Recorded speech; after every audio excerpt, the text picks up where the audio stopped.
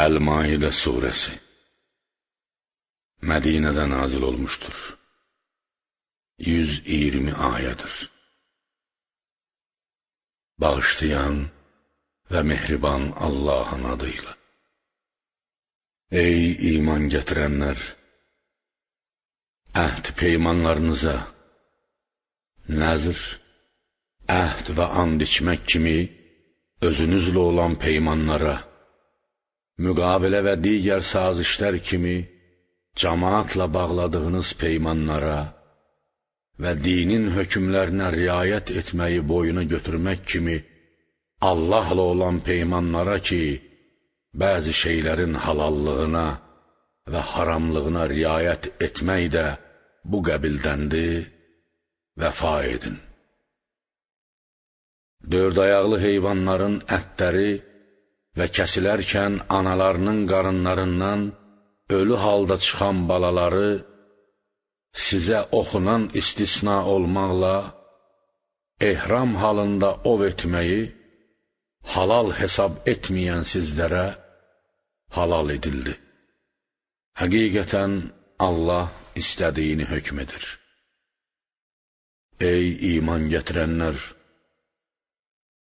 Allahın həcc və ümrə əməlləri və o ibadətlərin məkanları kimi tövhid və pərəstiş nişanələrinə, haram aylara, Rəcəb, Zilqədə, Zilhiccə və Məhərrəm aylarına, nişansız qurbanlığa və boynunda boyunluq olan qurbanlığa və Rəblərindən lütf və razılıq diləyən Beytül-Həram zəvvarlarına hörmətsizlik etməyin.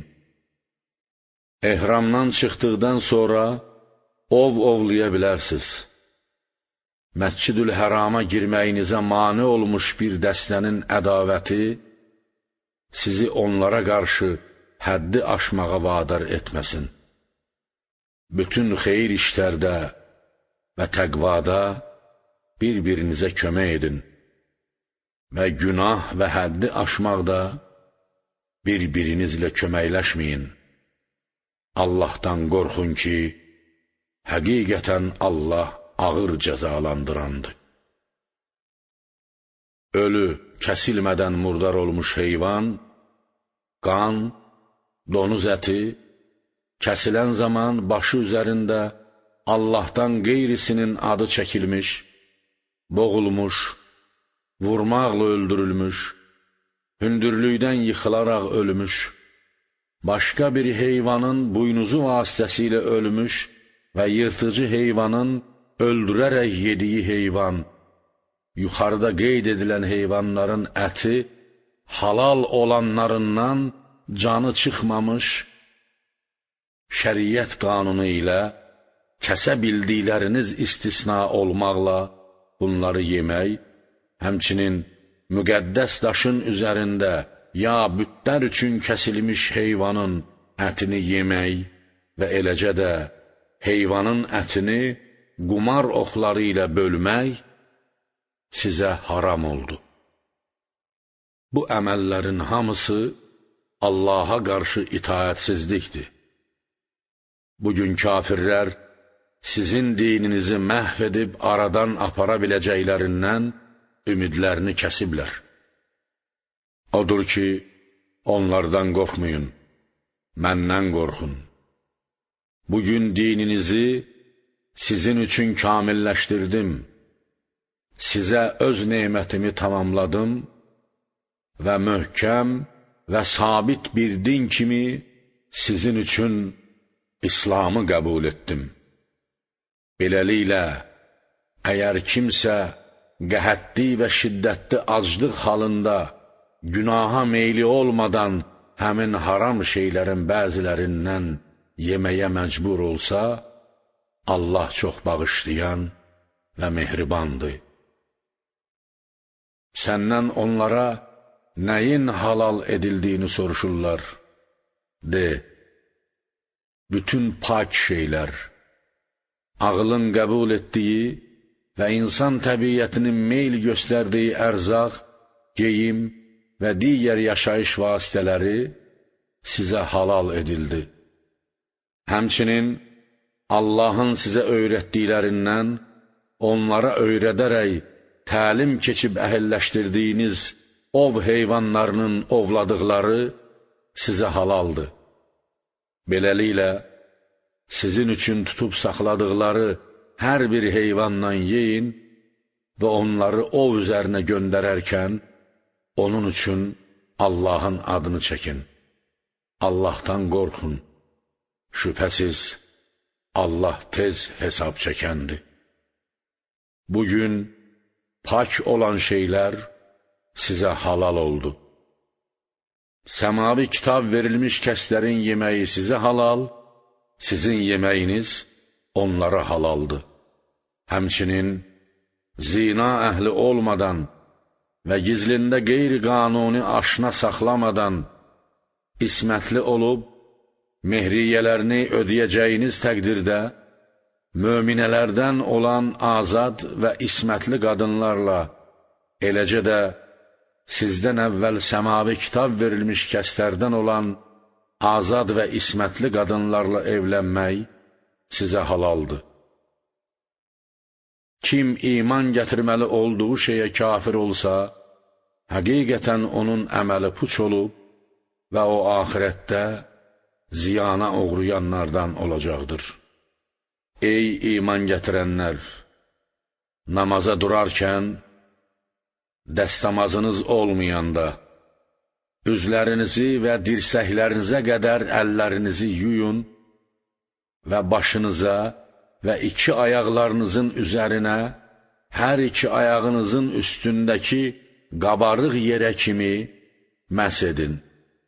Əgər cənabətli olsanız, yuyunun, qüsl edin. Əgər xəstə və ya səfərdə ikən, sizlərdən biri ayaq yolundan gəlmiş, yaxud qadınlarla yaxınlıq etmiş olsa və su tapmasanız, onda pak torpaq axtarın. Hər iki əlinizin içini ona vurduqdan sonra, həmin torpaqdan üzünüzə və əllərinizə çəkin, təyəmmüm edin. Allah əsla sizə çətinlik yaratmaq istəmir, lakin sizi paklaşdırmaq və öz neymətini sizə tamamlamaq istəyir ki, bəlkə şükr edəsiz. Allahın sizə olan neymətini və eşitdik və itaət etdik dediyiniz zaman, Peyğəmbərliyi və dini qəbul etməklə sizinlə bağladığı əhd-i peymanını xatırlayın. Allahdan qorxun ki, həqiqətən Allah ürəklərdə olanı biləndir. Ey iman gətirənlər! Bütün fərdi və ictimai işlərdə həmişə Allaha görə möhkəm və mətin dayanan və ədalətə şəhadət verənlərdən olun. Hər hansı bir dəstə ilə düşmənçilik sizi ədalətsizliyə vadar etməsin. Ədalətli olun ki, o təqvaya daha yaxındır. Təqvalı olun. Həqiqətən Allah etdiklərinizdən xəbərdardır. Allah iman gətirib, yaxşı işlər görən kəslər üçün bağışlanma və böyük mükafat olacağını vəd etmişdir. Kafir olub, ayələrimizi təksib edənləri isə cəhənnəm əhlidirlər. Ey iman gətirənlər! Bir dəstənin sizə əl uzatmaq qəsdinə düşdüyü, müsəlmanları öldürməkdən ötürü onların üzərinə qəfildən hücum etmək fikrində olduğu zaman, Allahın sizə olan neymətini yada salın. Onda Allah onların əllərini sizdən üzdü. Allahdan qorxun. Möminlər gərək yalnız Allaha təvəkkül etsinlər. Həqiqətən, Allah İsrail övladlarından əhd-i peyman aldı. Biz onlardan 12 qəbilə üçün 12 nəfər başçı seçdik. Allah onlara dedi, şübhəsiz mən sizinləyəm. Əgər namaz qılsanız, zəkat versəniz, gələcəkdə göndərəcəyim peyğəmbərlərimə iman gətirsəniz, onlara ehtiramla kömək etsəniz və Allaha gözəl borc versəniz, mallarınızı Allah yolunda xərcləsəniz, mütləq sizin günahlarınızı təmizləyər və sizi binalarının və ağaclarının altından çaylar axan cənnətlərə daxil edərəm. Beləliklə, əgər bundan sonra sizdən kimsə kafir olsa, doğrudan da o, doğru yolu itirmişdir. Beləliklə, öz əhd-i peymanlarını pozduqlarına görə onlara lənət etdik. Surət, qəlb və təbiyyətlərini eybəcərriyə və hökumətlərini süquta məhkum etdik və qəlblərini sərtləşdirdik. Belə ki, Allahın sözlərinin yerini dəyişib, təhrif edirdilər və xəbərdar edildikləri şeylərdən, Tövrat elmləri və İslam Peyğəmbərinin Peyğəmbərlik nişanələrindən olan layiqli paylarını unutdular. Sən həmişə onların az bir qismi istisna olmaqla xəyanətkarlıqlarından xəbərdar olacaqsan. Buna görə də hələlik nə qədər ki, cihada əmr olunmamısan, onlardan keç və üz döndər ki, həqiqətən Allah yaxşıları və yaxşı iş görənləri sevir. Biz xaçpərəslərik, Allaha köməyə qalxırıq deyənlərdən, dünyada pəhriskar olmaları, sözlərinin bir olması və dində parçalanmamaları barəsində əhd-i peyman aldıq. Onlar sonra xəbərdar edildikləri şeylərdən, İncilin tövhid məsələləri və İslam Peyğəmbərinin əlamətləri və sifətləri kimi təlimlərindən olan layiqli paylarını unutdular.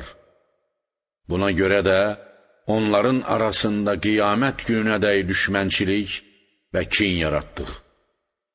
Tezliklə Allah onları etdiklərindən xəbərdar edəcəkdir.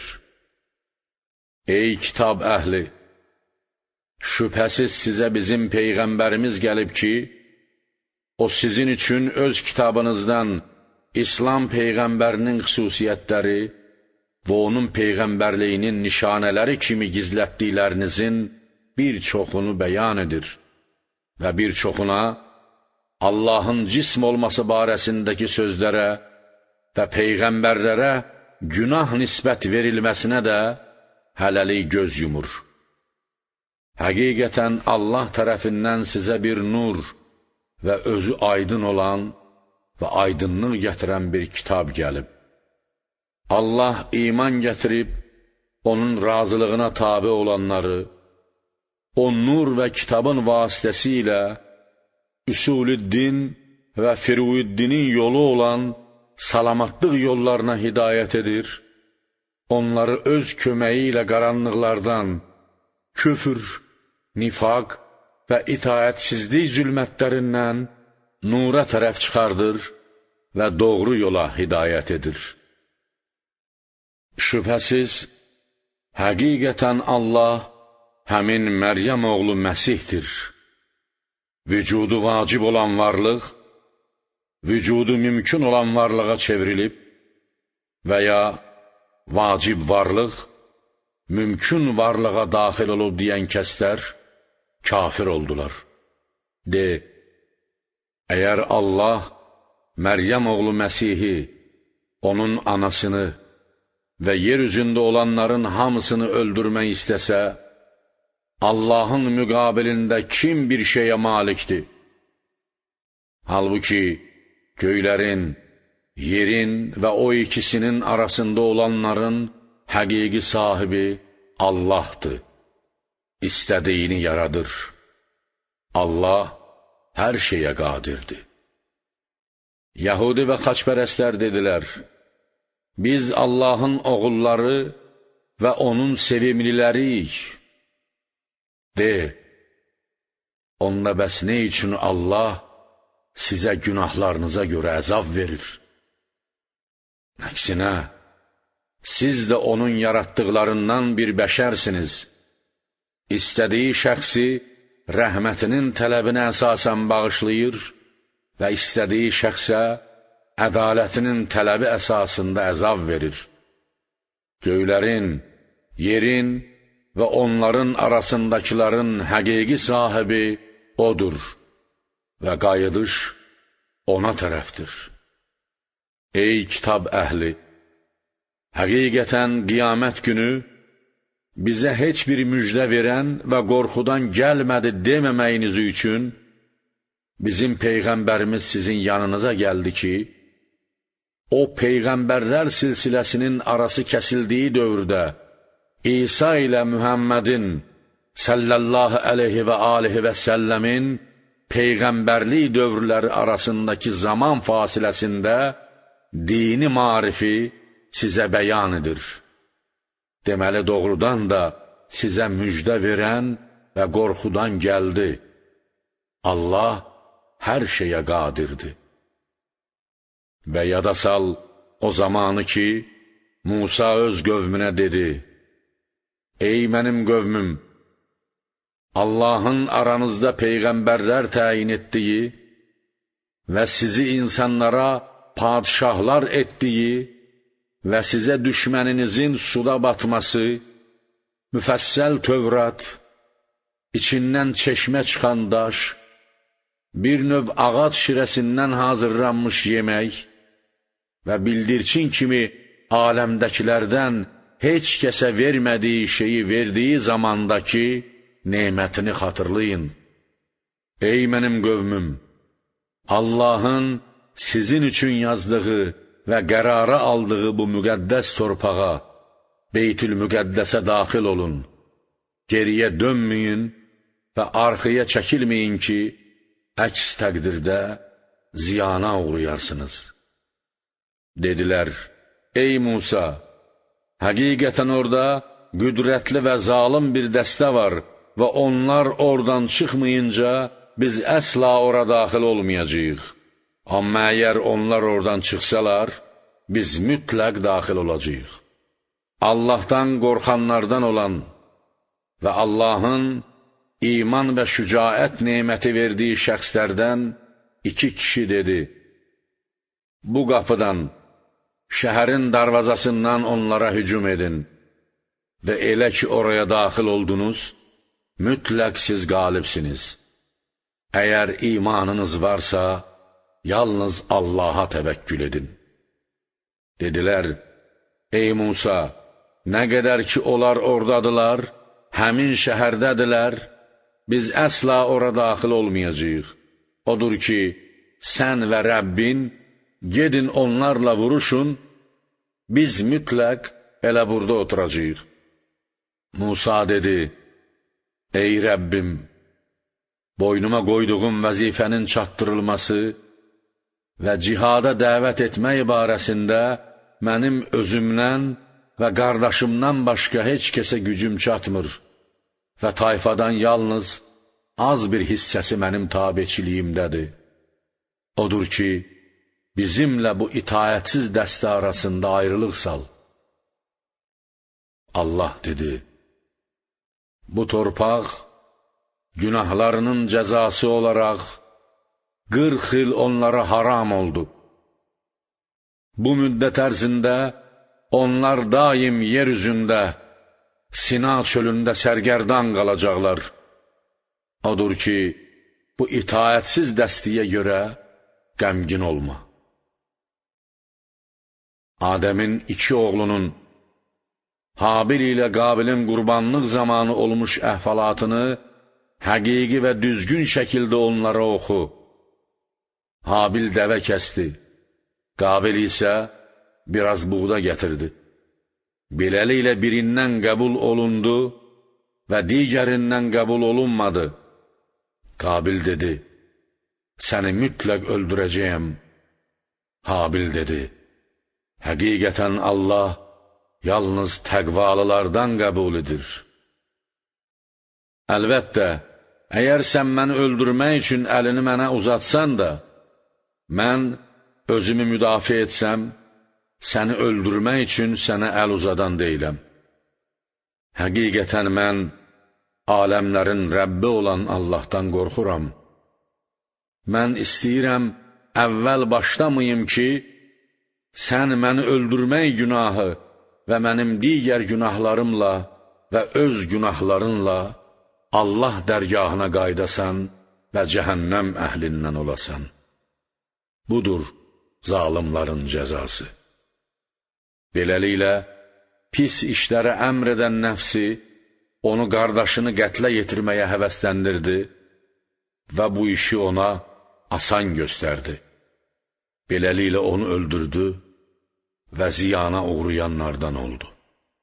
Allah ona qardaşının görünməməli olan cəsədini necə gizlətməsini göstərmək üçün, nəyisə bastırmaq üçün yeri qazan bir qarğa göndərdi.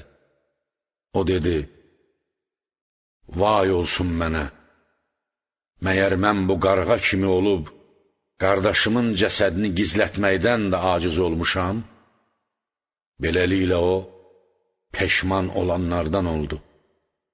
Bu səbəbdən, belə bir faciə baş verdiyi üçün, İsrail övladlarına və tarix boyu olacaq bütün millətlərə belə yazdıq və qərarı aldıq ki, kim can qisası haqqına malik olmadan və ya yer üzündə fitnə fəsad törətməmiş bir insanı öldürsə, ya İslamdan küfrə aparsa, sanki bütün insanları öldürmüşdür və azdırmışdır və o, günahsızların qatillərinə məxsus cəhənnəmdə olacaqdır və kim bir insana həyat bəxş etsə, ölümdən nicat versə, yaxud küfürdən İslama gətirsə, sanki bütün insanları diriltmiş və hidayət etmişdir. Doğrudan da bizim peyğəmbərlərimiz, onlar İsrail övladları üçün aydın dəlillər gətirdilər. Sonra onların çoxu onun ardınca yer üzündə həddən artıq fəsad və qan tökməyə başladılar.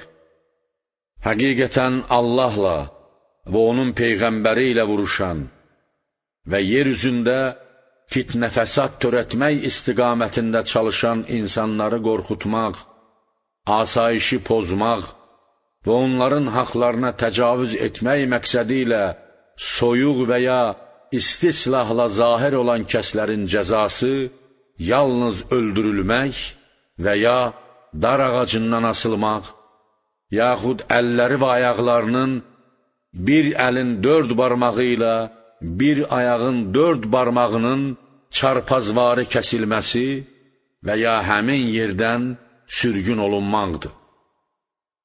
Bu onlar üçün dünyada həqirlik və xarlıqdır və onlar üçün axirətdə böyük bir əzab vardır. Siz ələ keçirməmişdən qabaq tövbə edənlər istisna olmaqla.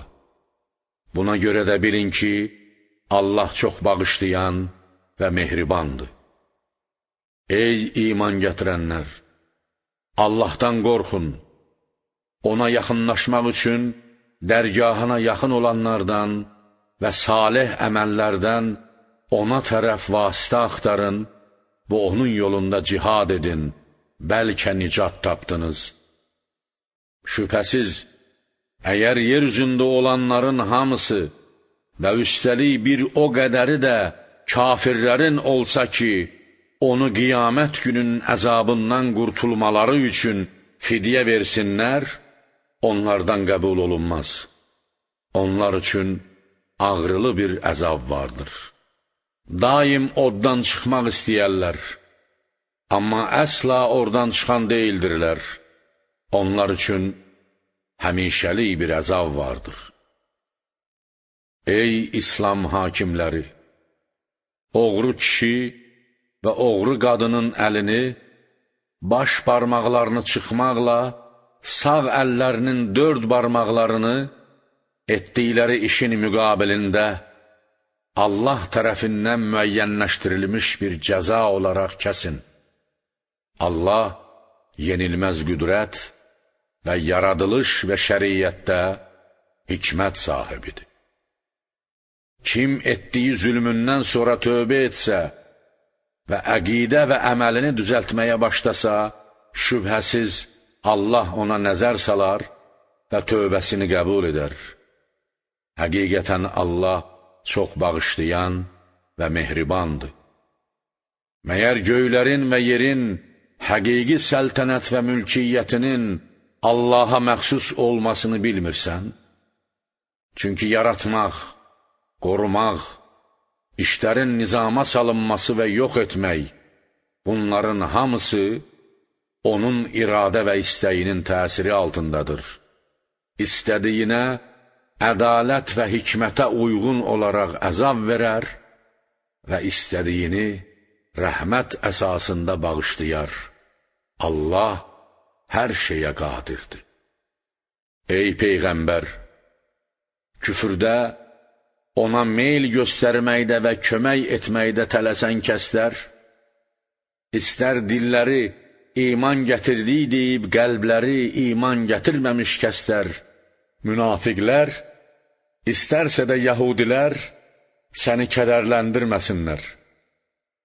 Onlar çox yalan eşidən və sənin yanına gəlməyən dəstənin alimlərinin əmrlərinə çox qulaq asan, tabe olanlardır. Onların alimləri o kəslərdir ki, Tövratın kəlimələri və hökmlərini öz yerlərində qərar tutduqdan sonra təhrif edirlər və avamlarına, əgər bunu, bu hökmü sizə versələr, götürün və əgər onu verməsələr, ondan başqasını versələr, çəkinin deyirlər. Sən Allahın əzaba düçar və xar olmasını istədiyi kəsdən, Allahın əzabından əsla bir şeyi dəf edə bilməzsən. Onlar Allahın qəlblərini pak etmək istəmədiyi kəslərdir. Onlar üçün dünyada xarlıq, ahirətdə isə böyük bir əzab olacaqdır. Onlar yalana çox qulaq asaraq onu qəbul edən və haram yiyənlərdir. Onlar öz alimlərindən yalan qəbul edirlər və alimləri cəmaatdan rüşvət alırlar. Buna görə də, əgər sənin yanına gəlsələr, istəsən onların arasında hökm et, yaxud onlardan üz döndər. Əgər üz döndərsən, sənə əsla bir ziyan vura bilməzlər. Əgər hökm etsən, aralarında haqq ədalətlə hökm et. Çünki Allah ədalətliləri sevir. Allahın hökmü içərisində olan Tövrat, onların yanlarında ola-ola səni necə hakim təyin edir? Sonra onun, sənin çıxardığın hökmün ardınca çıxarılmış hökmün, kitabları ilə üst-üstə düşməsinə baxmayaraq üz döndərirlər. Onların öz kitablarına da imanları yoxdur. Həqiqətən biz onda hidayət və nur olan Tövratı nazil etdik. Musanın zamanından İsa'nın zamanına qədər Musanın dininə təslim olan peyğəmbərlər, onun əsasında yəhudilər üçün hökm çıxarırdılar. Həmçinin Rəbbani, Allahpərəst alimlər və Tövratşünas bilik sahibləri onlardan Allahın kitabının qorunması istənildiyi və onlar onun qalması və toxunulmazlığına şahid olduqları üçün onun əsasında hökm çıxarırdılar. Odur ki, ey Yəhudi alimləri, insanlardan qorxmayın, məndən qorxun və mənim ayələrimi təhrif etmək vasitəsilə az bir qazanc əldə etməyin. Allahın nazil etdiyinin əsasında hökm etməyənlər, məhz onlardır kafirlər. Biz o kitabda onlar üçün belə qərar aldıq ki, canın müqabilində can, gözün müqabilində göz, burunun müqabilində burun, qulağın müqabilində qulaq və dişin müqabilində dişdir və bunların hər birinin qisası alınır. Yaraların da qisası vardır. Kim qisas alınmasına boyun qoysa, bu, onun həmin günahı üçün bir kəffarədir. Kim qisas almaqdan keçsə, bu onun günahları üçün bir kəffarədir. Allahın nazil etdiyinin əsasında hökm etməyənlər, məhz onlardır zalimlar. Onların, qabaqki peyğəmbərlərin ardınca Məryəm oğlu İsa'nı göndərdik ki, o özündən əvvəlki Tövratı təsdiqləyirdi və ona içində hidayət və nur olan, özündən əvvəlki Tövratı təsdiq edən və pəhrizkarlar üçün hidayət və nəsihət olan İncil verdik. Gərək İncil əhli Allahın onda nazil etdiyinin əsasında hökm etsin. Allahın nazil etdiyinin əsasında hökm etməyənlər, məhz onlardır fasiqlər. Biz bu kitabı sənə haqq və doğru olaraq, özündən əvvəlki səmavi kitabları təsdiq edən və onlara hakim, nəzarətçi, qoruyan və şahid kimi nazil etdik. Buna görə də onların arasında Allahın sənə nazil etdiyinin əsasında hökm et və heç vaxt sənə gəlmiş haqdan dönərək, onların nəfsi istəklərinə tabe olma. Siz ümmətlərin hər biriniz üçün aydın bir şəriət və yol qoyduq. Əgər Allah öz qəti iradəsi ilə istəsəydi, şübhəsiz sizin hamınızı, bütün ümmətləri bir ümmət edərdi. Tarix boyu bütün bəşəriyyətə eyni durğun zehni istedad verər və hamını bir şəriətə möhtac edərdi. Lakin sizə verdiyi şeylə imtihan etmək istədi. Buna görə də insanlara kamilləşməsi mümkün olan müxtəlif istedadlar verdi və onun təkamülünə uyğun olaraq şəriətlər nazil etdi. Buna görə də xeyir işlərə doğru bir-birinizi qabaqlayın. Hamınızın qayıdışı Allaha tərəfdir. O sizi barəsində ixtilafda olduğunuz şeydən xəbərdar edəcəkdir. Sənə vəhy etdik ki, onların arasında Allahın nazil etdiyinin əsasında hökm et.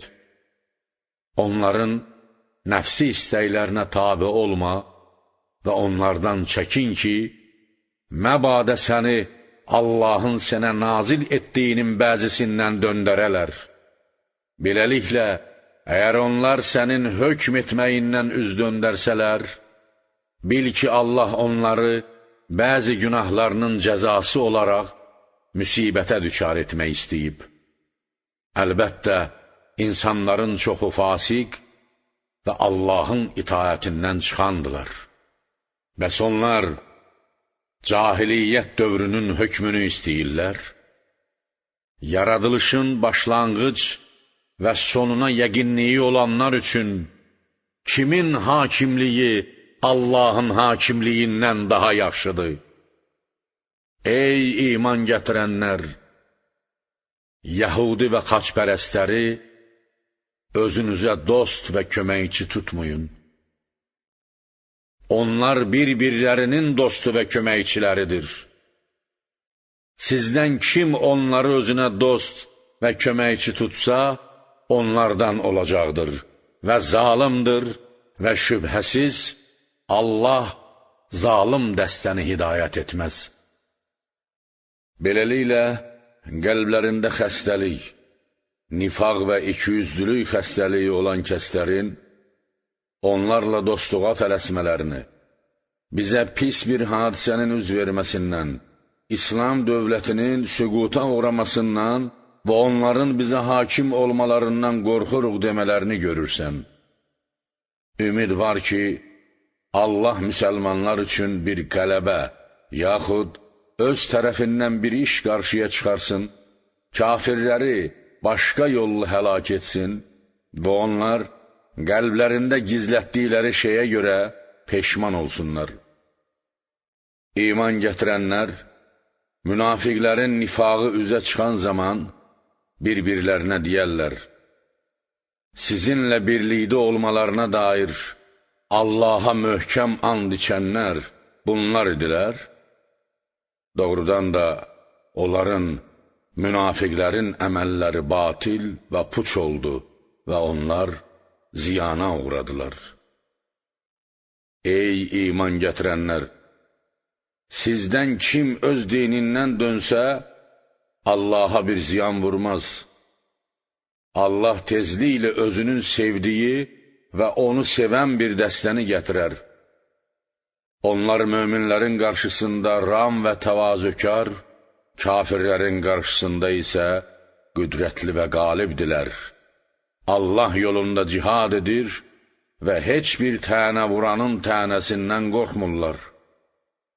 Bu iman, məhəbbət və şücaət Allahın lütfüdür ki, onu istədiyinə verir. Allah vücud, qüdrət və rəhmət baxımından geniş və biləndir.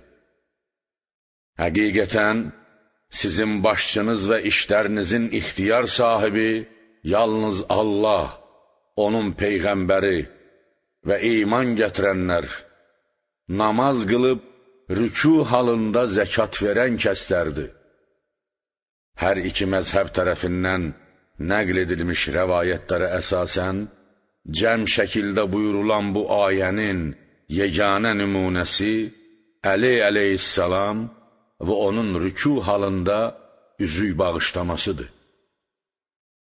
Kim Allahı, onun Peyğəmbərini və iman gətirənləri öz sahib və başçısı kimi qəbul etsə, Allahın firqəsindəndir və şübhəsiz Allah firqəsi qalibdir.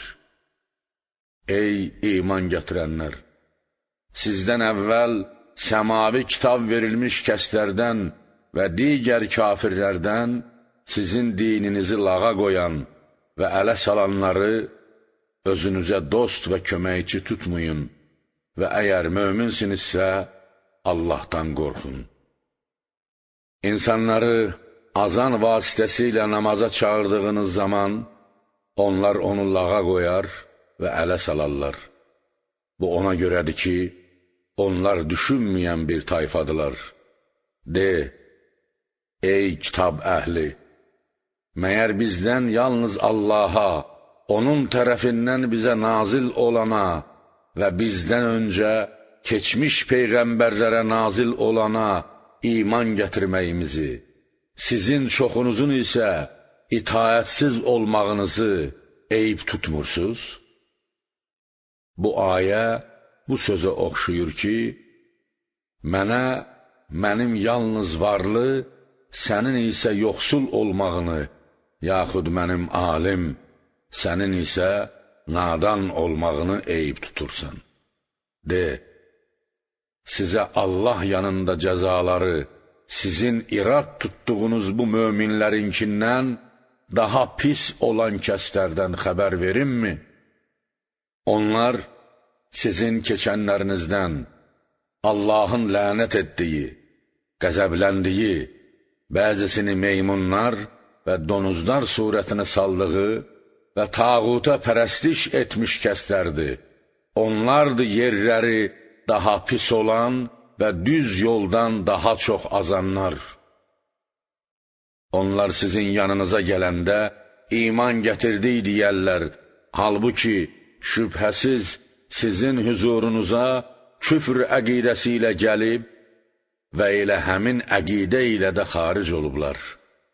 Allah onların həmişə gizlətdiklərini daha yaxşı bilir. Onların çoxunun günah etmək, başqalarının hüququna təcavüzkarlıq və haram yeməkdə tələsdiklərini görürsən. Onların həmişə etdikləri çox pisdir. Nə üçün Yəhudi və xaçpərəstlərin ilahi alimləri və dini bilik sahibləri onları günah danışıqdan və haram yeməkdən çəkindirmirlər. Onların həmişə etdikləri çox pisdir. Yəhudilər dedilər, Allahın əli bağlıdır, həm şəriət mərhələsində və həm də insanlara əta və bəxşiş etməkdə.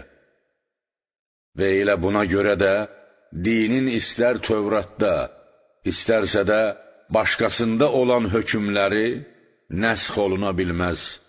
Həmçinin əta və bəxşişdə də ona görə ki, möminlərin hamısı yoxsuldular və Allah insanlardan borc istəyir. Öz əlləri bağlansın və dedikləri sözün cəzası olaraq Allahın rəhmətindən uzaq düşsünlər.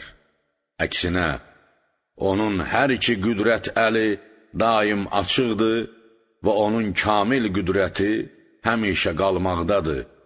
Hökm və şəriətləri nəsx edir, dost və düşmənlərə dünyada və axirətdə istədiyi kimi əta və bəxşiş edir. Şübhəsiz, Rəbbin tərəfindən sənə nazil olan şey, onların bir çoxunun azğınlıq və küfrünü artıracaqdır. Biz onların, Yəhudilər, Xristiyanlar və onların firqələri arasında qiyamət gününə qədər düşmənçilik və kin salmışıq. Nə vaxt müsəlmanlarla bir müharibə alovu yandırıblarsa, Allah onu söndürüb. Onlar yer üzündə fəsad yolunu gedirlər. Allah fəsad törədənləri sevmir. Əgər kitab əhli İslam'a iman gətirsəydi və təqvalı olsaydılar, şübhəsiz onların günahlarını təmizləyər və onları neməti bol olan cənnətlərə daxil edərdik. Əgər onlar əsl Tövrata və İncilə və onlara nazil olana əməl etsəydilər, şübhəsiz həm başlarının üstündən və həm də ayaqlarının altından ruzi yiyərdilər. Göyün və yerin bərəkətlərindən faydalanardılar. Onlardan mötədil və düz olan bir dəstə var. Çoxlarının gördüyü işlər pisdir. Ey Peyğəmbər! Rəbbin tərəfindən sənə nazil olanı çatdır. Əgər bunu etməsən, elə bil ki, onun heç bir tapşırığını çatdırmamısan. Allah səni insanlardan, onların fitnə və şərindən qoruyacaq. Şübhəsiz, Allah kafirlərin dəstəsini hidayət etməz. De, ey kitab əhli! Siz həqiqi Tövrat və İncili və Rəbbiniz tərəfindən sizə nazil olanı əməli surətdə bərqərar etməyincə, bir şeydə, doğru dində deyilsiz. Şübhəsiz, Rəbbin tərəfindən sənə nazil olan şey, onların çoxunun azğınlıq və küfrünü artıracaqdır. Buna görə də kafir dəstə üçün qəm yemə. Həqiqətən, İslam'a iman gətirənlər, Yəhudilər, Sabilər, Nuhun yaxud Yəhyanın ardıcılları və xaçpərəstlərdən bu dəstələrin öz Peyğəmbərinin əsrində Allaha və axirət gününə iman gətirib, yaxşı işlər görən kəslər üçün qiyamət günü bir qorxu yoxdur və onlar qəmgin olmazlar. Həqiqətən, biz İsrail övladlarından tövhid və Peyğəmbərlərə iman barəsində əhd peyman aldıq və onlara Peyğəmbərlər göndərdik. Nə vaxt hansısa bir Peyğəmbər onlara ürəkləri istəməyən bir şey gətirirdisə, həmin Peyğəmbərlərin bir qismini təksib edir, bir qismini öldürürdülər. Onlar üçün imtihan və əzab olmayacağını güman etdilər. Beləliklə kör və kar oldular. Həmin vaxt Allah onlara nəzər saldı və tövbələrini qəbul etdi. Yenə onların çoxu kör və kar oldular. Allah onların etdiklərini görəndir. Şübhəsiz, Allah həmin Məryəm oğlu Məsihdir, vücudu vacib olan varlıq mümkün varlığa çevrilib və ya vücudu vacib olan varlıq mümkün varlığa daxil olub deyən kəslər kafir oldular. Halbuki Məsihin özü, ey İsrail övladları, həm mənim Rəbbim və həm də sizin Rəbbiniz olan Allaha ibadət edin. Şübhəsiz, Allah ona şərik qoşana cənnəti haram edər və onun qalacağı yer oddur. Zalimlara əsla kömək edən yoxdur demişdi. Şübhəsiz, Allah üç ilahi ünsürdən, Ata, Oğul və Ruhul Qudusdan biridir deyənlər kafir oldular. Halbuki tək olan Allahdan başqa heç bir tanrı yoxdur. Əgər dediklərindən çəkinməsələr, şübhəsiz onlardan bu etiqadla kafir olanlara ağrılı bir əzab yetişəcəkdir. Bəs nə üçün onlar Allah çox bağışlayan və mehriban olduğu halda Allaha tərəf qayıtmır və ondan bağışlanmaq diləmirlər? Məryəm oğlu Məsih yalnız bir peyğəmbərdir ki, ondan əvvəl də peyğəmbərlər keçib getmişlər. Onun anası çox doğruçu və əməli düz bir qadın olub. Onların hər ikisi yemək yeyirdilər. Dünyaya gəlməsi, peyğəmbərliyi və yemək yeməsi, bunların hər üçü İncildə var. Deməli onlar Allah olmayıblar. Gör biz ayə və öz tövhidimizin və İsa'nın bəndə olmasının nişanələrini necə bəyan edirik. Sonra da gör onlar necə və hara qaytarılırlar.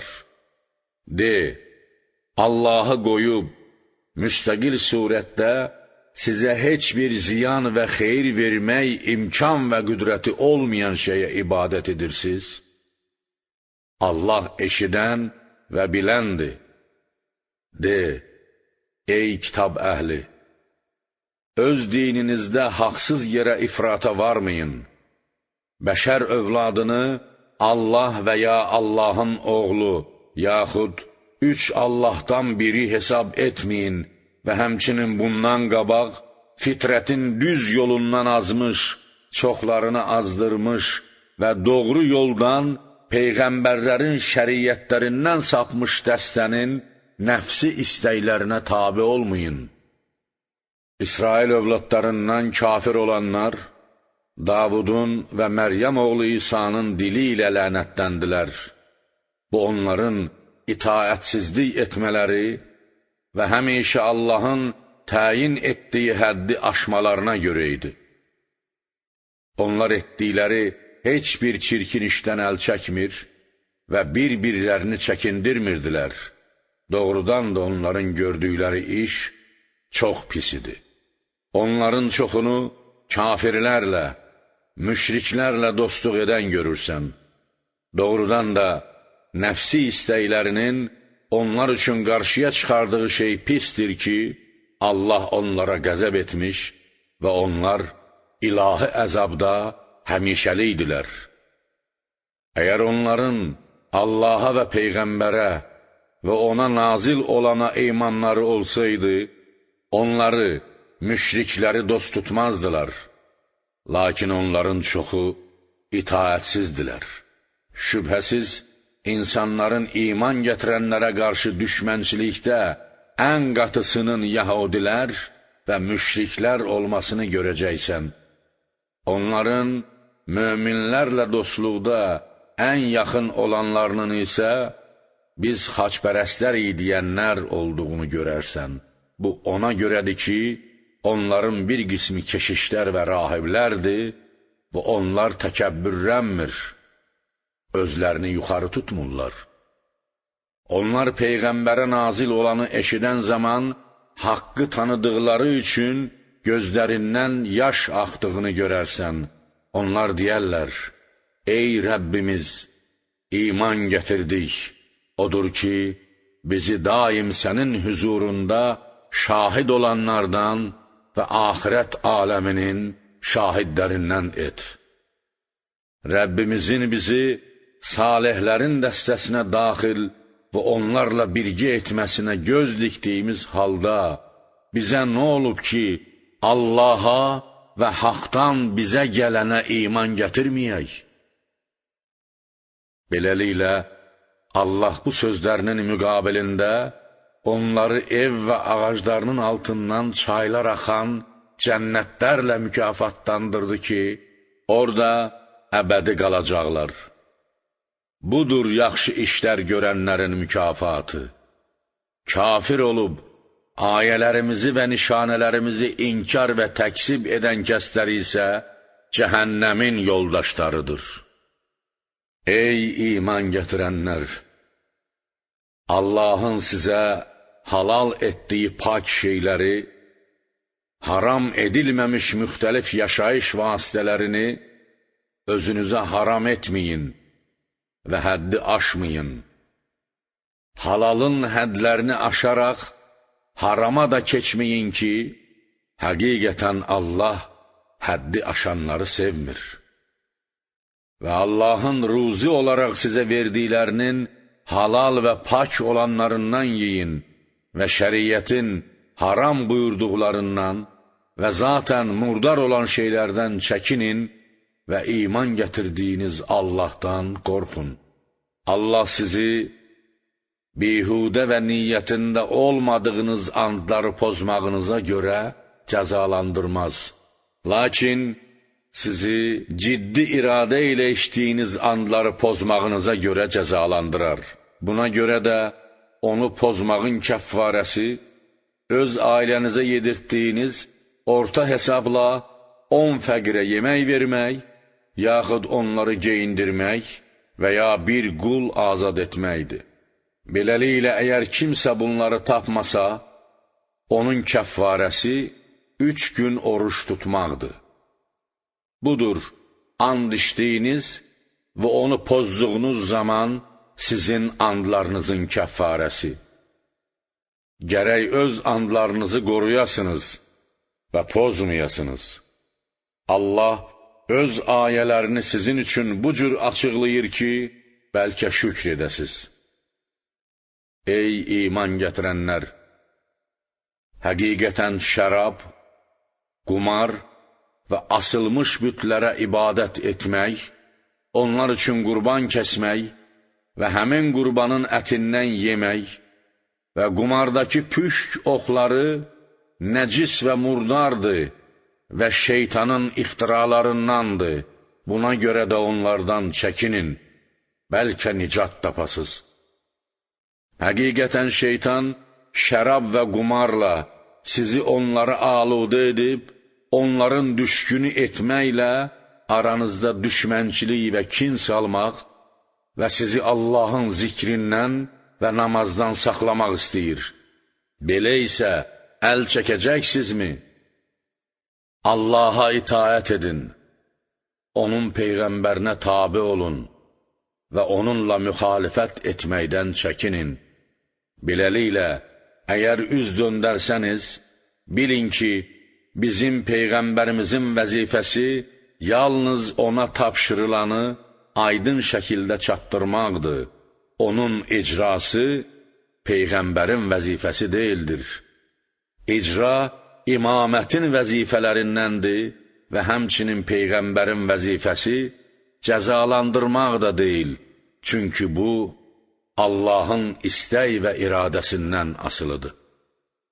İman gətirib yaxşı işlər görən kəslərə, haram olmamışdan qabaq şərabdan, murdardan və qumarla əldə edilən məhsuldan daddıqlarında, həmin şeylər haram olduqdan sonra isə təqvalı olaraq dinin əslinə ümumi şəkildə iman gətirib yaxşı işlər gördükləri, sonra təqvalı olub dinin hökmlərinə müfəssəl surətdə iman gətirdikləri və yenə də təqvalı olub yaxşı iş gördükləri din hökmlərini kamil və gözəl surətdə yerinə yetirdikləri təqdirdə bir günah yoxdur.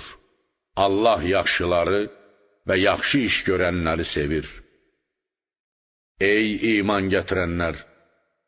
Allah gizlində ondan qorxanları aşkar etmək, əzəli elminin xaricdə gerçəkləşməsi üçün sizi mütləq əliniz və nizəniz çatan ovdan bir şeylə ehram halında olan zaman quru heyvanlarını ovlamağı qadağan etməklə imtihan edəcəkdir ki, həmin heyvanlar sizdən hürkməsinlər və sizə yaxınlaşsınlar. Beləliklə, bundan sonra kim müəyyənləşdirilmiş həddi aşsa, onun üçün ağrılı bir əzab olacaqdır. Ey iman gətirənlər! Ehram halında olarkən ov öldürməyin. Sizdən kim bilərəkdən onu öldürsə, boynuna əhilləşdirilmiş dörd ayaqlılar cinsindən öldürdüyünün bənzəri olan bir kəffarə düşür. Məsələn, dəvə quşunun kəffarəsi dəvə, dağ keçisinin kəffarəsi inək və ceyranın kəffarəsi qoyundur. Sizdən 2 nəfər adil adam bu bənzərliyə şəhadət versin və o qurbanlıq kimi Kəbəyə, Kəbənin ətrafındakı qurbanlıq yerinə çatsın. Yaxud kəffarə o bənzər heyvanın qiyməti qədər fəqirlərə yemək vermək və ya onun qədər oruç tutmaqdır. Onun qiymətinin bərabəri qədər hər fəqirə 1 mud, yəni 750 qram yemək verməlidir, yaxud müdlərin sayı qədər oruç tutmalıdır ki, öz işinin cəzasını dadsın. Allah keçənlərə göz yumdu. Birinci dəfəni kəffarə ilə bağışladı. Kim yenidən qayıtsa, yenidən hərəmdə ov etsə, daha bunun kəffarəsi yoxdur. Lakin Allah ondan intiqam alacaqdır və Allah yenilməz qüdrət və intiqam sahibidir. Sizin və müsafirlər üçün bəhrələnmək vasitəsi olsun deyə, sizə ehram halında olarkən dənizdən ov ovlamaq və ondan yemək halal edildi. Nə qədər ki ehramdasınız, sizə qurudan ov ovlamaq haramdır. Qorxun o Allahdan ki, onun huzuruna toplanılacaqsınız. Allah Kəbəni, o möhtərəm və təhlükəsiz evi, haram ayı, həcc ayını və ya 4 haram ayı, nişanəsiz qurbanlığı və nişanəli qurbanları insanların din və dünyasının dayaq və bərqərarlıq vasitəsi etdi. Bu böyük və hikmətli qanunvericilik ona görədir ki, siz biləsiniz ki, şübhəsiz Allah göylərdə olanı və yerdə olanı bilir və Allah hər bir şeyi biləndir. Bilin ki, Allah həm ağır cəzalandırandır və həm də Allah çox bağışlayan və mehribandır. Bizim Peyğəmbərimizin vəzifəsi yalnız dinin hökmlərini çatdırmaqdır və həmin hökmlərin cəmiyyətdə əməli surətdə icrası imamətin vəzifələrindən, savab və cəza vermək isə rübubiyyətə aid işlərdəndir. Allah aşkar etdiklərinizi də, gizlətdiklərinizi də bilir. De, murdarların çoxluğu səni təəccübləndirsə də, murdarla pak, istər insanın ruhiyyəsində olsun, istərsə də onun əqidə, əxlaq və əməlində əsla bir deyildir. Odur ki, ey ağıl sahibləri, Allahdan qorxun, bəlkə nicat tapdınız.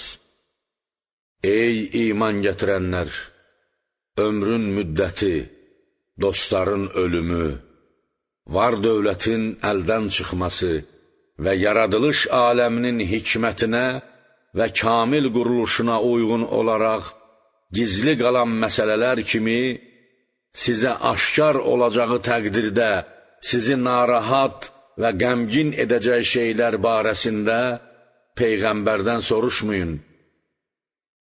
Əgər Qur'an nazil və vəhy mələyi hazır olan zaman onların barəsində soruşsanız, sizin üçün aşkar olar. Allah onlardan keçmişdə verilmiş yersiz suallardan keçdi, onları əfv etdi. Allah çox bağışlayan və həlimdir. Əlbəttə, sizdən qabaq bir dəstə bu şeyləri soruşdu, sonra isə ona kafir oldu. Allah heç bir heyvanın istifadəsini bəhirə, saibə, vəsilə və ham adı ilə haram və qadağan etməmişdir. Bəhirə 5 dəfə doğmuş dəvə, saibə xəstə üçün nəzr deyildiyinə görə azad olunmuş dəvə, vəsilə balası onların və bütlərin arasında müştərək olan qoyun və ham 10 dəfə doğmuş dəvədir ki, cahiliyyət dövründə bunlardan istifadəni haram sayırdılar. Lakin kafirlər Allaha qarşı yalan uydururlar və onların çoxu düşünmürlər. Onlara Allahın nazil etdiyinə və Peyğəmbərə tərəf gəlin deyiləndə, atalarımızın getdiyi yol, onların əqidə və əməlləri bizə bəsdir deyərlər. Görəsən ataları, hətta bir şey bilməmiş və düz yola hidayət olunmamış olsalar belə, bunlar yenə də kör-körana surətdə onları təqlid edəcəklər. Ey iman gətirənlər! Özünüzü gözləyin. Əgər siz özünüz doğru yolda olsanız, yolunu azmış kəsin zəlaləti sizə heç bir zərər yetirə bilməz, hərçənd ki, onu da doğru yola dəvət etməlisiniz. Hamınızın qayıdışı Allaha tərəfdir. Beləliklə O, sizi etdiklərinizdən xəbərdar edəcəkdir. Ey iman gətirənlər! Sizdən birinin ölümü çatan zaman, vəsiyyət vaxtı aranızdakı şahid, sizin özünüzdən, möminlərdən 2 adil kişi olsun. Yaxud, əgər ölüm müsibəti sizə səfərdə olduğunuz zaman yetişsə və möminlərdən şahid tapmasanız, özünüzdən olmayan 2 nəfər şahid olsun. Əgər şəhadət verdikləri zaman onların düz danışmalarına şəkk etsəniz, hər ikisini namazdan sonra saxlayırsınız və onlar da Allaha and içirlər ki, biz şahidlik etdiyimiz məsələ qohumlarımızla əlaqədar olsa belə, öz şəhadətimiz vasitəsilə azacıq da olsa bir qazanc əldə etmir və ilahi şəhadəti gizlətmirik, yoxsa mütləq günahkarlardan olarıq. Beləliklə, əgər yalan danışmaqla o ikisinin, həmin 2 şahidin günaha batmaları məlum olsa, zülm və xəyanətə məruz qalan kəslərdən və ölənə yaxın olanlardan, yəni iddiaçı olmalarına baxmayaraq, ölənin varislərindən olan digər 2 şahid onların yerinə keçir və Allaha and içirlər ki, bizim şahidliyimiz o ikisinin şahidliyindən daha düzgündür və biz haqq barəsində həddi aşmamışıq, əks halda zalimlardan olarıq. Bu üsul, yəni şək yaranan kimi şahidləri and içdirilməsi və onun yalançı olması fərz olunduqda iddiaçının and içməsi, onların şəhadəti düzgün yerinə yetirmələrinə və ya onların andlarından sonra başqa andların iddiaçılara qaytarılmasından və nəticədə rüsvay olmaqdan qorxmalarına daha yaxındır. Allahdan qorxun və onun əmrlərini eşidin. Allah itaətsiz cəmaatı hidayət etmir. Yada sal o günü ki, Allah bütün peyğəmbərləri bir yerə toplayaraq deyəcək, dəvətiniz müqabilində sizə nə cavab verildi? Deyəcəklər, bizim heç bir elmimiz yoxdur. Sənin elmin müqabilində bizim elmimiz heçdir. Yaxud onların işlərinin batinini bilmirik və ya bizdən sonra etdiklərindən xəbərimiz yoxdur. həqiqətən gizlinləri kamil surətdə bilən sənsən. Yada sal o zamanı ki, Allah dedi: Ey Məryəm oğlu İsa, mənim sənə və anana olan nemətimi xatırla. O zaman ki, səni Ruhul Qudusla qüvvətləndirdim və sən cəmaatla beşikdə ikən möcüzə yolu ilə və orta yaşlarında vəhy yolu ilə danışırdın. O zaman ki, sənə kitab, öz kitabını və səmavi kitabları, şəriət hökmlərini, əqli elmləri, Tövratı və İncili öyrətdim. O zaman ki, mənim yaradılış iznimlə gildən quş şəklinə bənzər bir şey düzəldir, sonra onu üfürürdün və o mənim iznim və iradəmlə quş olurdu. Mənim iznimlə anadan gəlmə kora və cüzamlı xəstəyə şəfa verirdin. O zaman ki, mənim iznimlə ölüləri qəbirdən diri çıxarırdın. O zaman ki, İsrail övladları üçün peyğəmbərliyə dair aydın dəlillər gətirdiyin vaxt, onların şərrinin sənə dəyməsinin qarşısını aldım. Beləliklə, onlardan kafir olanlar dedilər: bu möcüzələr aşkar cadudan başqa bir şey deyildir. Həvarilərə, İsa'nın vəzirlərinə və xas səhabələrinə, mənə və mənim peyğəmbərimə iman gətirin deyə vəhy göndərən zaman, onlar iman gətirdik, şahid ol ki, biz sənin əmrinə təslim olanlarıq dedilər. Və yada sal o zamanı ki, həvarilər dedilər: Ey Məryəm oğlu İsa, sənin Rəbbin bizə göydən maidə, tabaq, yaxud yeməklə dolu bir süfrə göndərə bilərmi? Zamanın məsləhəti bunu tələb edirmi? Dedi: əgər möminsinizsə, Allahdan qorxun. Olmaya mənim peyğəmbərliyimdə şəkkiniz var və bu səbəbdən möcüzə istəyirsiniz. Dedilər: İstəyirik ki, ondan yeyək və qəlblərimiz rahatlıq və sakitlik tapsın və gözlə görüb yəqinlik əldə edərək bilək ki, sən bizə doğru demisən və biz də buna şahidlərdən olaq. Məryəm oğlu İsa dedi: İlahi, ey Rəbbimiz, bizə göydən yeməklə dolu bir maidə, süfrə nazil et ki, o bizim üçün həm birincimiz, həm də sonuncumuz üçün bir bayram və sənin tərəfindən bir nişanə və möcüzə olsun. Və bizə ruzi ver ki, sən ruzi verənlərin ən yaxşısısan. Allah buyurdu: həqiqətən, mən onu sizə nazil edəcəyəm. Beləliklə, əgər bundan sonra kimsə kafir olsa, şübhəsiz, mən ona aləmdə hələ heç kimə vermədiyim bir əzab verəcəyəm. Və yada sal qiyamət gününü, o zamanı ki, Allah buyuracaq: Ey Məryəm oğlu İsa, insanlara sən demisən ki, məni və mənim anamı Allah yerinə iki tanrı kimi qəbul edin? Dedi: Ey Rəbbim, sən hər bir eyb və nöqsandan paksan. Mənə haqqım olmayan şeyi demək yaraşmaz. Əgər demiş olsaydım, şübhəsiz sən onu bilərdin. Sən mənim nəfsimdə olanı bilirsən, amma mən sənin zatında olanı bilmirəm. Həqiqətən, sən gizlinləri kamil bilən. Mən onlara yalnız sənin mənə əmr etdiyini, mənim Rəbbim və sizin Rəbbiniz olan Allaha ibadət edin demişəm.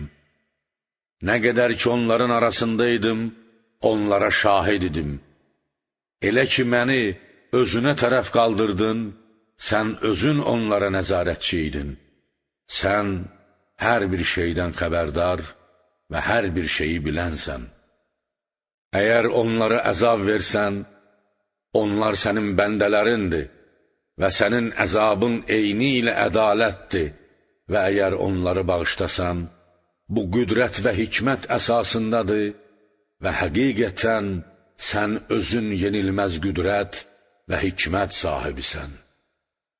Allah buyurar, bu doğruçulara əqidə, danışıq və əməldəki düzlüklərinin fayda verdiyi bir gündür. Onlar üçün ev və ağaclarının altından çaylar axan cənnətlər vardır. Orada əbədi qalacaqlar. Allah onlardan razıdır və onlar da Allahdan razıdırlar. Budur böyük uğur. Göylərin, yerin və onlarda olanların həqiqi malik və hakimi Allahdır.